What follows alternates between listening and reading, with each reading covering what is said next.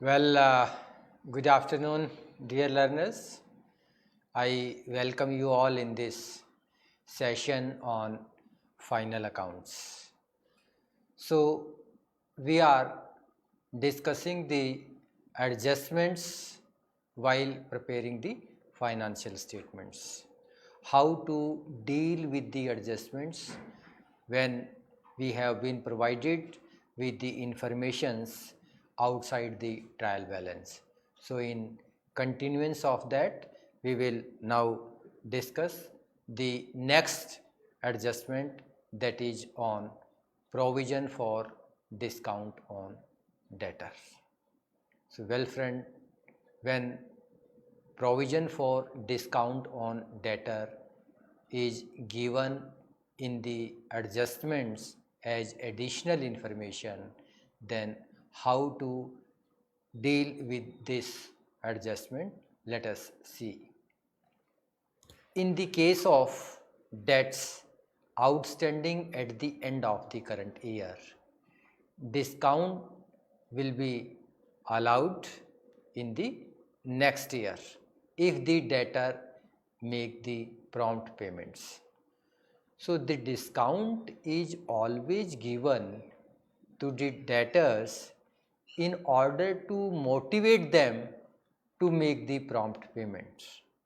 So, this cash discount is an expenses for the business, and being the expenses for the business, it has to be debited from the profit and loss account. So as in case of anticipated loss on account of doubtful debts, a provision must be made for the discount likely to be allowed to the debtors in the next year.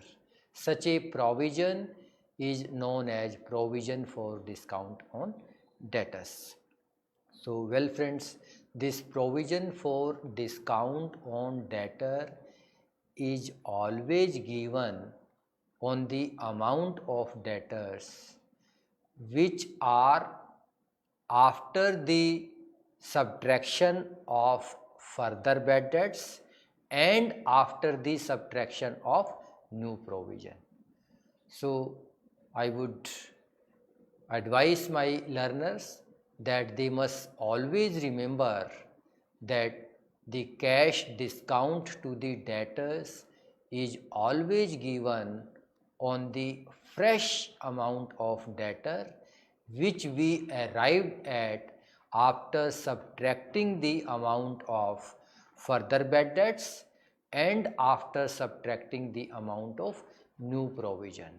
So, these two things must be subtracted first from the amount of debtors while calculating the amount of discount or while making the provision for discount on debtors, because we provide the discount on debtors to those debtors which are fresh one, where we do not have any doubts, the debtors which are good. So, in order to recover the payment from good debtors, or in order to motivate the fresh debtors, good debtors to make the prompt payment, the provision for discount is allowed to the debtors. So, now let us see how this will be dealt. It is also calculated as a percentage on the net sundry debtors. It means remaining after subtracting the new provision for bad debts and further bad debts. As I have already advised you that while making a provision for discount on debtors, these two things, what are these two things? Further bad debts and amount of new provision for bad debts. These two things must be subtracted from the amount of sundry debtors which are provided in the trial balance. Then on the net amount, or what we can, the good amount of debtors, the amount of provision for discount on debtor is provided. For example, if sundry debtors amount to rupees 40,000 and the firm wants to create a provision for bad debts at the rate of 5% and a provision for discount on debtors at the rate of 2%, they will be calculated as follow. So, well friends, here the informations which are provided to us is that the amount of debtors given in the trial balance is 40,000. So, first of all, we need to create a provision on debt, provision for doubtful debts on the amount of sundry debtors at the rate of 5%. So, 5% of 40,000 comes to rupees 2,000. So, now the good amount of debtors remain 38,000.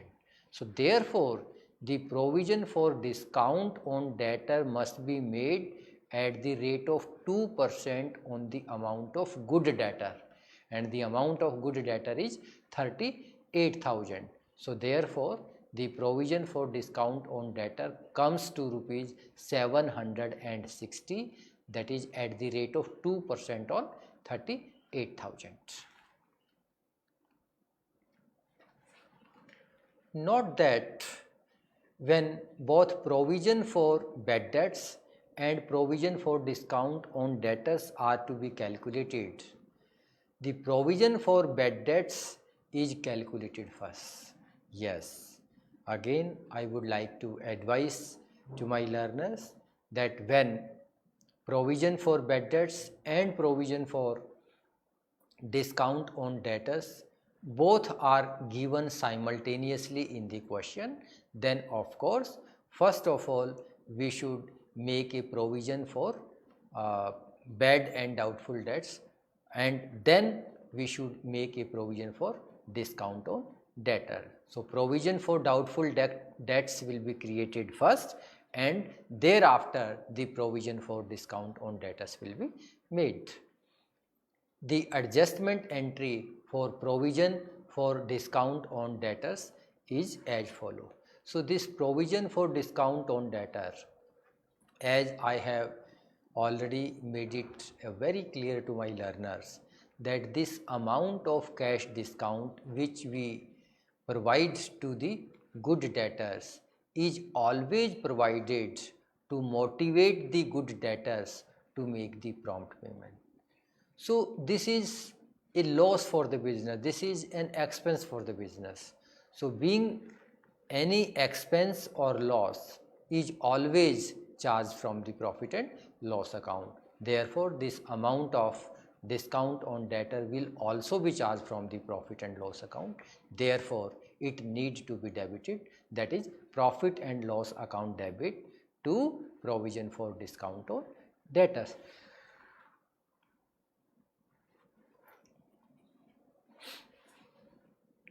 The provision for discount on debtors will be shown in the final accounts as follow. First of all, on the debit side of profit and loss account, because discount on debtor is a loss for the business and any loss and expenses will always be shown in the debit side of profit and loss account. Then the amount of discount on debtor will also be subtracted from the amount of good debtor, and after the deduction of discount from the good debtor, the net amount will be shown in the asset side of the balance sheet.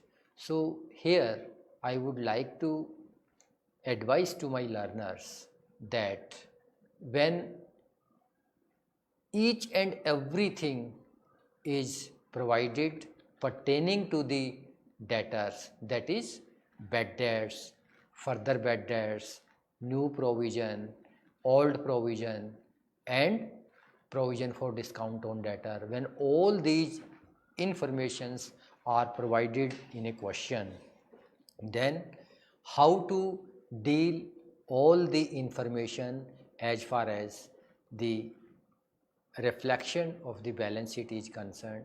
It's very simple that the amount of debtor which is provided in the trial balance, so from that amount of debtor we must subtract three things. First of all, we must subtract the amount of further bad debts, and amount of further bad debts will always be provided in adjustments as additional information. So please remember this sequence, otherwise students will not be able to calculate the exact amount of debtor which need to be shown in the asset side of the balance sheet. This is very, very important, and they must try to understand. They must not mug it up, rather they must not cram it. They must try to understand that how the provisions are made as far as the provision for doubtful debt is concerned, as far as the new provision is concerned, as far as the provision for discount is concerned. So if they will try to understand, then definitely without any problem they would be able to charge the exact amount of provision for bad debts from profit and loss account, and they would be able to reflect the true amount of debtors in the asset side of the balance sheet. So the sequence is that first of all they should subtract the amount of further bad debts which is provided in the provided outside the trial balance in the additional informations, that is in adjustment. Then after subtracting the amount of further bad debts from the amount of debtor which is provided in the trial balance, then on this net amount they should make a new provision, maybe at the rate of 5% or 6% or 10%, whatever rate of provision is given in the question. So based on that rate they must make a new provision on the net amount of debtor. So net amount of debtor is debtor minus further bad debts is net amount. So on this net amount the provision for doubtful debts will be maintained. Now after determining the amount of new provision, then in order to calculate the amount of provision for discount on debtors, we must subtract two things from the amount of debtors. The amount of debtor which is provided in the trial balance, first of all what we subtracted? Amount of further bad debts. Then second number, what we will subtract? The amount of new provision. So after subtracting these two things, further bad debts and amount of new provision for doubtful debts, so after subtracting these two things from the amount of debtor, we must make a provision for discount on the fresh debtors, on the good debtors, on this balance amount of debtors.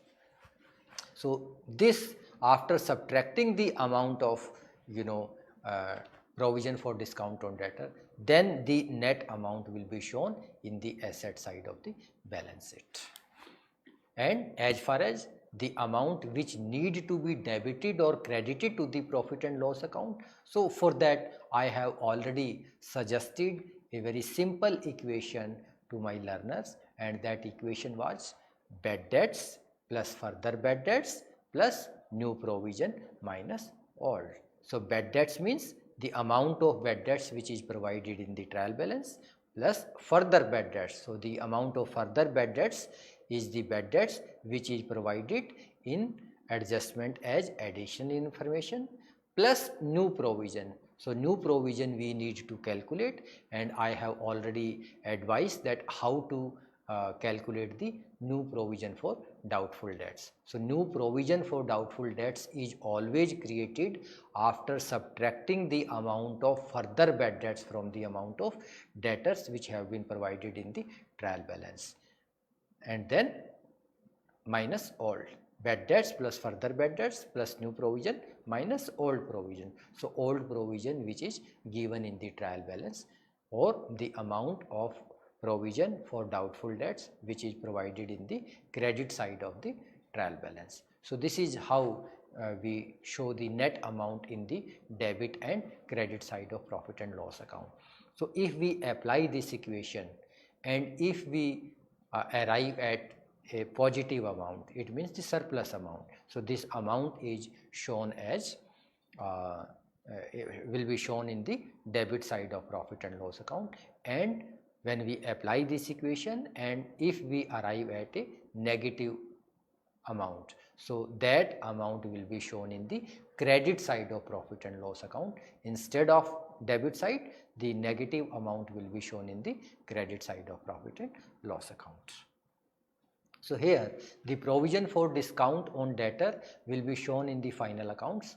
First point on the debit side of profit and loss account, and then second point will be deducted from debtors on the asset side of the balance sheet.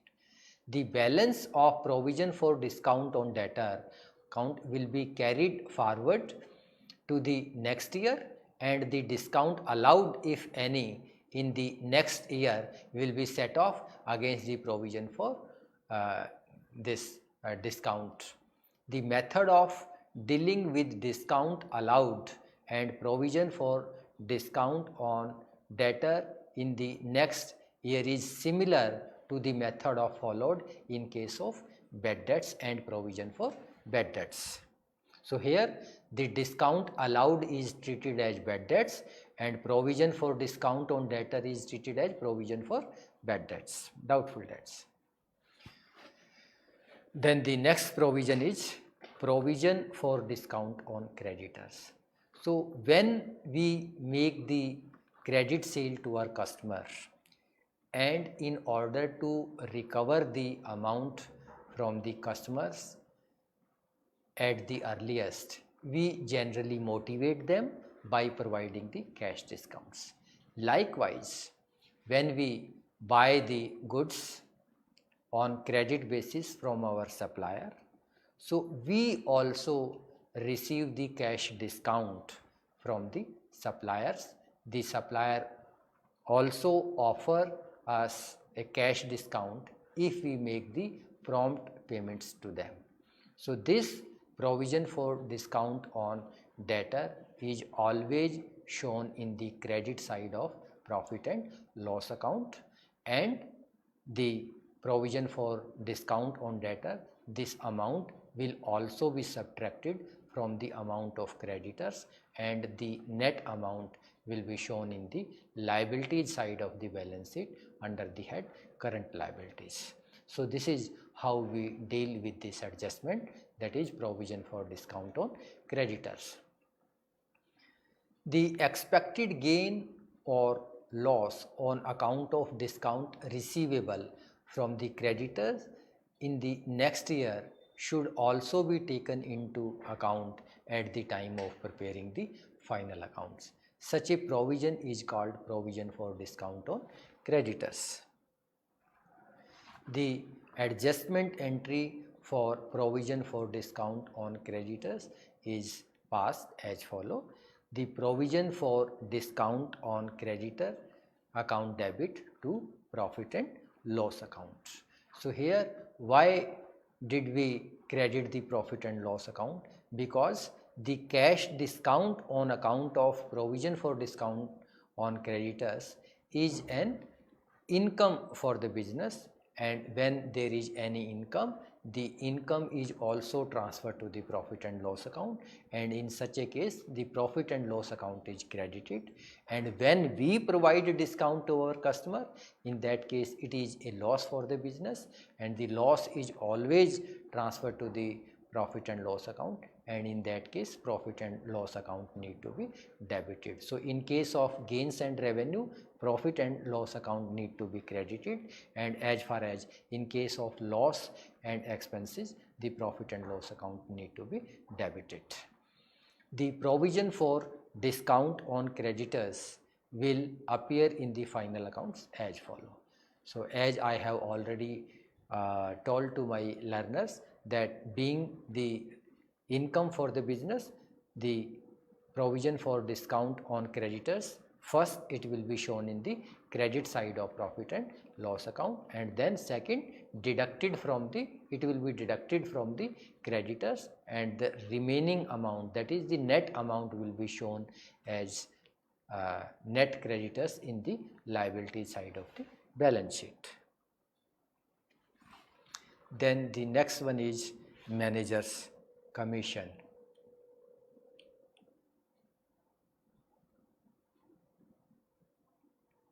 Next one is manager's commission. So sometimes the managers may also be entitled to a commission on profit earned by the business. So such commission is usually calculated as a fixed percentage on profits. Suppose the net profit of a firm after taking into consideration all expenses except the manager's commission is rupees 60,000, and the manager is entitled to a commission of 5% on profit before charging such commission. So 5% of 60,000 is 3,000. So this 3,000 will be shown in the debit side of profit and loss account, because when we provide the commission to the managers, so it is an expense for the business, and therefore being expenses, it is to be debited to the profit and loss account. However, it is still to be paid, and therefore it should be treated as an outstanding expenses, because we have made a provision of it. Therefore, when the manager's commission is given in the adjustments outside the trial balance, then the amount of commission, that is rupees 3,000, which is payable, first it must be debited to the profit and loss account, because the amount has not been paid yet. Therefore it will also be shown in the liability side of the balance sheet under the head current liabilities, because the amount is yet to be paid, it has not been paid up to the end of the financial year. So when in the adjustments as additional information, when it is given that the manager's commission has to be calculated on profit after charging such commission, then we need to apply this formula, and this formula is percentage of commission. If the percentage of commission is 10%, then here it is 10% divided by 100 plus percentage of commission. It means 100 plus 10%. So it is 110%. 10% divided by 100% into net profit before commission. So here the amount of profit, it means the excess of credit side of profit and loss account over the debit side of profit and loss account. So here when the percentage of commission is given outside the trial balance as an additional information, and when it is mentioned that manager commission has to be provided after charging such commission, then this equation need to be applied, rate upon 100 plus rate into net profit before commission. Otherwise, if in the question it is given that manager's commission has to be calculated on profits before charging such commission, then we need not apply this equation. Rather, very simple, we will calculate the amount of commission. It means net profit before commission, it means the excess of credit side of profit and loss account over the debit side, and then at the percentage mentioned we can easily calculate the percentage of commission. But when specifically it is mentioned that it has to be calculated after charging such commission, then this formula need to be applied, rate upon 100 plus rate multiply by the net profit before commission. Then the next one is abnormal loss of stock.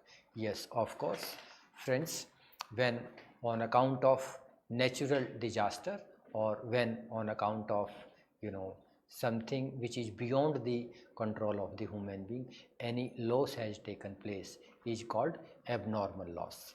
So in course of business, some loss of stock may occur. It may occur in transit or in the godown. Such loss of stock may be normal or abnormal. Normal loss is due to inherent characteristics of goods such as evaporation, which is not under the control of the human being, subdivision, drying up of goods, etc., etc.